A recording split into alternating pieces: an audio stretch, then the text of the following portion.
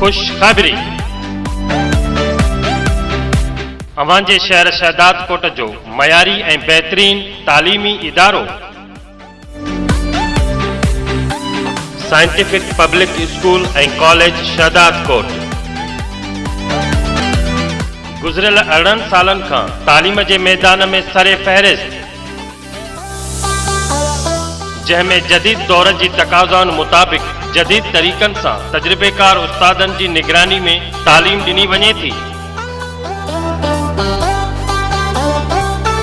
KG खां 10 class ताईं दाख़िलाऊं जारी आहिनि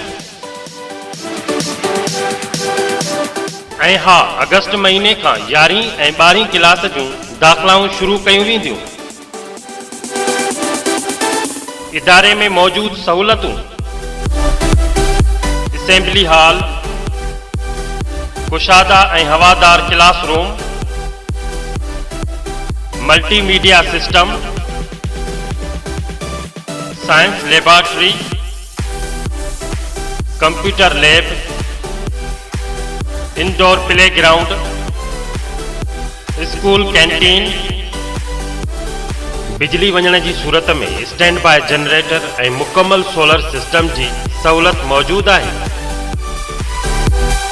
ॿारनि जी ज़हनी निशोनमा लाइ निसाबी ऐं गैर निसाबी सरगर्मियूं, जंहिंमें तकरीरी मुक़ाबला, स्टडी टूर, जश्न ईद मिलादुन नबी, जश्न आज़ादी, ॿारनि जी हौसला अफ़ज़ाई जे लाइ प्राइज़ डिस्ट्रीब्यूशन सेरेमनी, क़ुरान पाक जी तजवीद ऐं तालीम लाइ अलहदा क्लासिस जो इंतज़ाम पिणु थियल आहे। सिक्योरिटी में फुल CCTV कैमरा सिस्टम ऐं सिक्योरिटी गार्ड।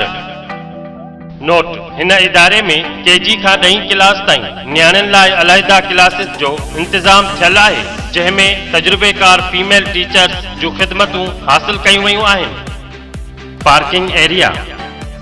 वधीक राब्ते लाइ प्रिंसिपाल साइंटिफिक पब्लिक स्कूल ऐं कॉलेज शहदादकोट मोहम्मद सादिक उमरानी।